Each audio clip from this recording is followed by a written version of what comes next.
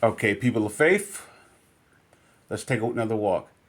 Now we're talking about we're doing it. Well, let's do another way of introducing this. We're doing a little series, I guess you could say, on the thief, and we're building off the foundation of the scripture, John 10:10. The thief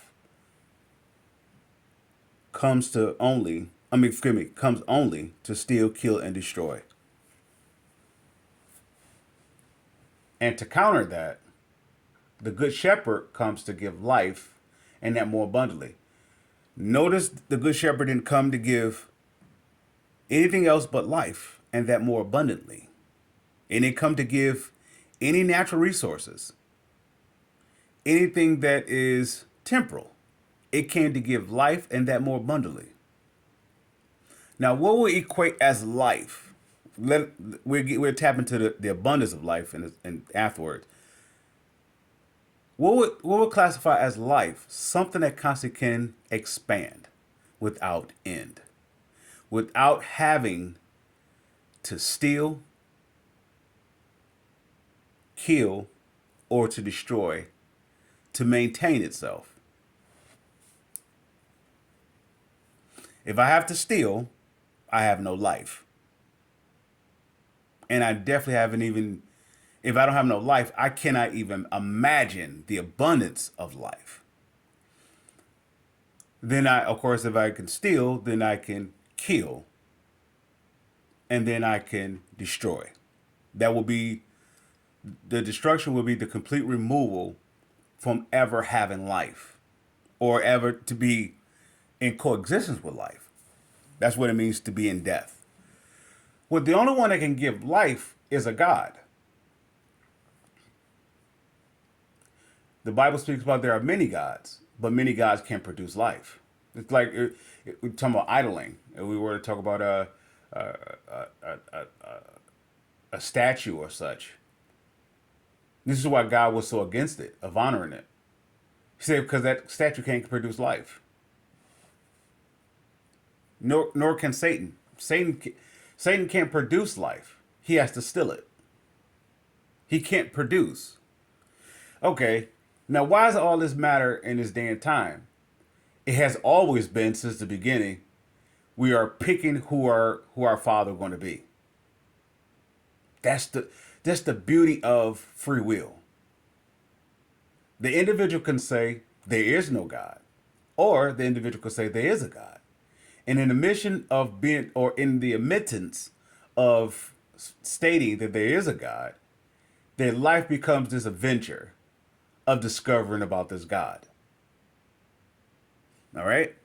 Now, if you're going to say there are many gods, and there are many gods, yet at the same time there is one true God. This one true God has to be so interconnected that nothing of creation can be separated from it. Nothing can be separated from it. So even the thief is in connection to this one truly God, but not in the connection where they can coexist. Yet they are in connection. Now we're going to go through some scriptures with this one, and if we were to read in the book of Job, we will see Satan, which is also known as the thief, and he's going up to heaven, or to be among the heavens, or being among the angels with going up to heaven to give his account of what he was doing. In other words, a creation that is created just can't flounder around or just be. You can't exist without a purpose. So either you're going to be an individual that has the purpose to give life and that more abundantly, or you're going to be the individual that comes to steal, kill, and destroy. In in its totality, that's explains the Bible from Genesis to Revelation. It's basically the individual who's picking it up and reading. You're choosing choosing of one or two outcomes, whether it be oh, Lord, a recipient to have life in that more abundantly. In other words, to produce life in that more abundantly, or to kill, steal, and destroy. That means if you can kill, steal, and destroy, there is no room for love. There's no room. You know the saying, there's a little white lie, right? Or a little fear doesn't hurt anything, right? Those are two examples of how to steal, kill, and destroy. So that means you have no love. If you can consider a little white lie, or you can consider a little fear, that means that you have no love in you. Or your love is dwindling down to zero. Now, what makes a holy God so much of a God among all gods, or above all gods, is that it will be no way that that God can stop loving.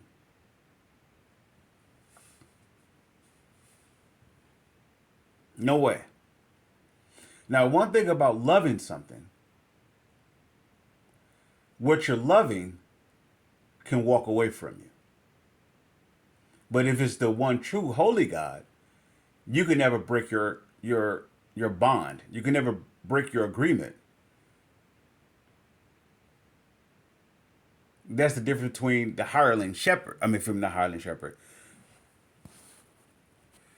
Now, the hireling has a different occupation, let's say, in comparison to the shepherd. The shepherd gathers. There's no way the shepherd cannot gather. Even if we don't put the name of Yahshua on it or Jesus on it, let's say the shepherd itself. The shepherd only have the capacity to gather. It doesn't have the capacity to scatter. Now, when it comes to the hireling only can scatter. It can't gather. Even in the midst of the attempt of assembling, it's scattering. Now, of course, the innocent, or let's say the individual that's involved to follow the hireling, has to be scattered themselves to follow something that's scattered. Otherwise, what do you have in common with it? Even if you are the complete opposite, you have to find common ground to follow it. If you are, let's say, if you are following the good shepherd, and to stop following the good shepherd to go follow the hireling, you will have to separate from you have to separate from the nature of the good shepherd, so that nature has to start within you. You can't just walk away from the good shepherd. It's not that the good shepherd will keep you against your will, or bind you or tie you up so you can't go, so you're not permitted to go. No, it's a spiritual law. You have to be far removed from the traits of the good shepherd. The good shepherd came to give life and that more abundantly. So that means you cannot have any life inside of you, nor of any trace of abundance of life inside of you, to be able to go follow the hireling.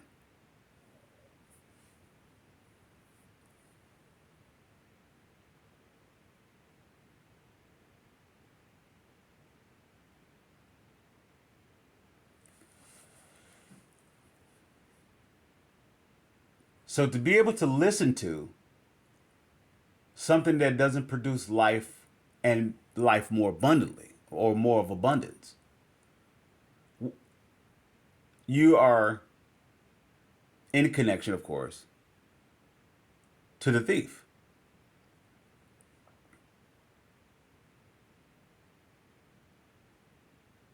You know, it is let's say this way. Let's go here. Once the individual,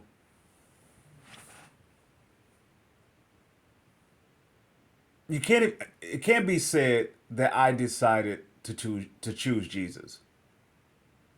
then I am a recipient of a recipient.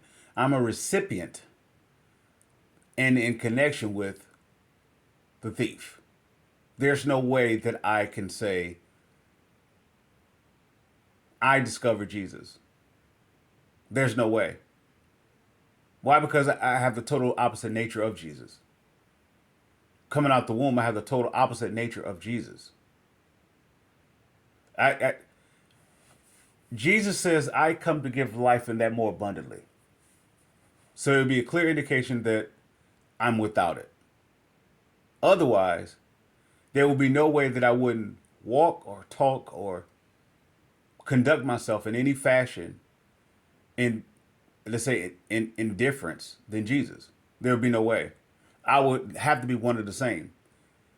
This is what Jesus is hanging on the line when he says, I came to give life and that more abundance. And let's speak about this abundance of life that Jesus is referencing. This abundance of life means in no way that if anything that is in connection with me can die.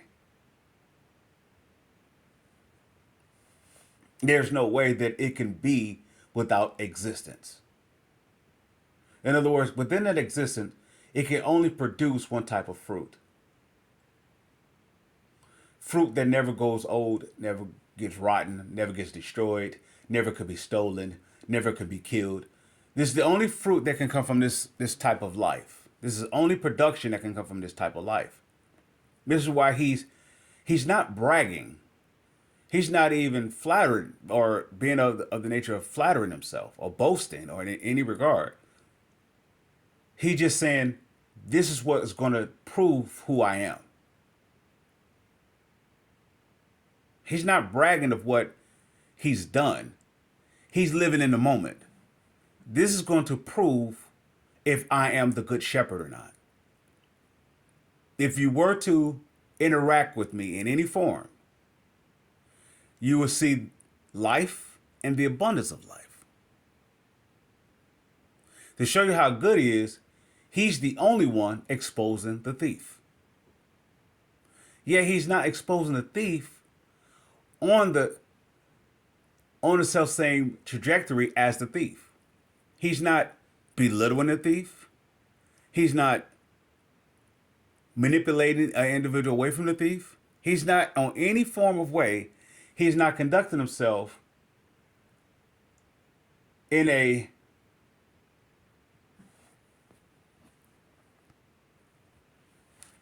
any form of a convincing manner.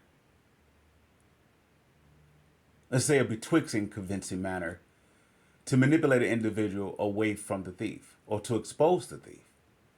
Instead, he's going to be the opposite of the thief. He's not trying to be the opposite of the thief. Because if you try to be the opposite of the thief, you're only going to produce nothing but the thief. That's like trying to love. You're only going to show how much you don't love. You can't try to love. Either that nature has to be your core. The root of love has to be inside of your soul to be able to produce any fruits of love. There's no way.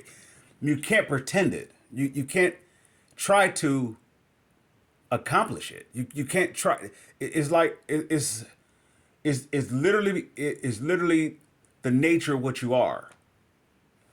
If you don't produce love, you're going to try to attempt to produce love. But the only way you can produce love if that seed of love is inside of you. Yet, if you can steal, you can't produce love.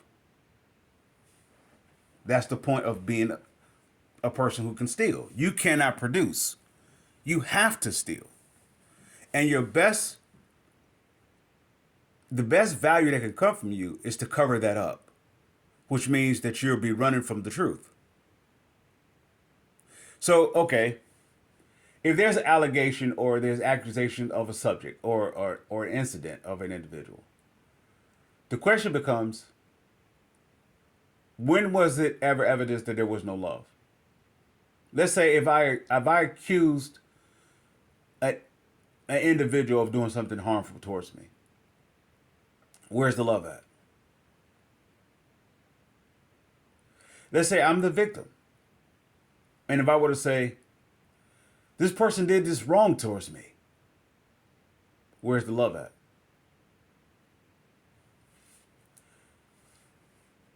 The truth doesn't hurt. The truth sets free. This is what Jesus is. This is what Jesus is saying. So it's clear that it comes down to this.